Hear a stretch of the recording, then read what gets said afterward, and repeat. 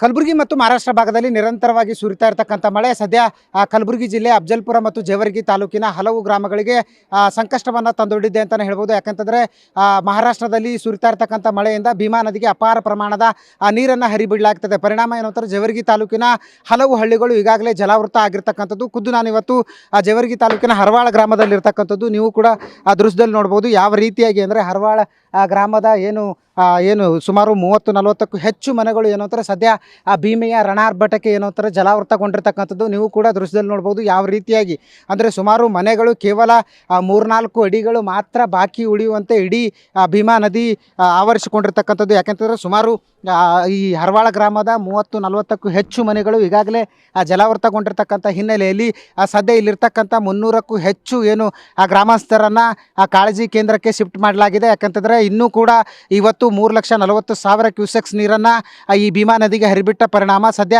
ಈ ಎಲ್ಲ ಮನೆಗಳು ಕೂಡ ಮುಳುಗಡೆ ಆಗುವಂಥ ಸಾಧ್ಯತೆ ಇದೆ. ಹೀಗಾಗಿ ಏನು ಅಂತಾರೆ ಈ ಸದ್ಯಕ್ಕೆ ಸುಮಾರು 40ಕ್ಕೂ ಹೆಚ್ಚು ಮನೆಗಳು ಮುಳುಗಡೆ ಆಗಿರ್ತಕ್ಕಂಥ ಹಿನ್ನೆಲೆಯಲ್ಲಿ ಇವರೆಲ್ಲರನ್ನೂ ಕೂಡ ಕಾಳಜಿ ಕೇಂದ್ರಕ್ಕೆ ಶಿಫ್ಟ್ ಮಾಡಲಾಗಿದೆ. ಮತ್ತು ಇಲ್ಲಿರ್ತಕ್ಕಂಥ ಸುಮಾರು ಲಕ್ಷಾಂತರ ಮೌಲ್ಯದ ಈ ಗ್ರಾಮಸ್ಥರ ಮನೆಯಲ್ಲಿರ್ತಕ್ಕಂಥ ದವಸ ಧಾನ್ಯಗಳಾಗಿರ್ಬೋದು, ಇನ್ನಿತರ ಸಾಮಗ್ರಿಗಳಾಗಿರ್ಬೋದು ಎಲ್ಲವೂ ಕೂಡ ಭೀಮಾ ನದಿಗೆ ಕೊಚ್ಚಿಕೊಂಡು ಹೋಗಿರ್ತಕ್ಕಂಥದ್ದು.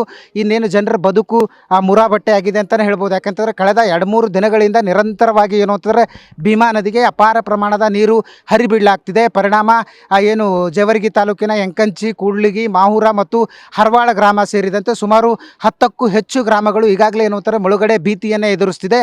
ಸದ್ಯ ಇದು ಹರವಾಳ ಗ್ರಾಮದ ಪರಿಸ್ಥಿತಿ. ಇಡೀ ಹರವಾಳ ಗ್ರಾಮದ ಭೀಮಾ ತೀರ ಏನಿದೆ, ಈ ಭೀಮಾ ತೀರದಲ್ಲಿರ್ತಕ್ಕಂಥ ಸುಮಾರು 40ಕ್ಕೂ ಹೆಚ್ಚು ಮನೆಗಳು ಈಗಾಗಲೇ ಜಲಾವೃತಗೊಂಡಿರ್ತಕ್ಕಂಥದ್ದು. ನೀವು ಕೂಡ ಆ ದೃಶ್ಯದಲ್ಲಿ ನೋಡ್ಬೋದು ಯಾವ ರೀತಿಯಾಗಿ ಭೀಮಾ ನದಿ ಇಡೀ ಗ್ರಾಮವನ್ನೇ ಆವರಿಸಿಕೊಂಡಿದೆ.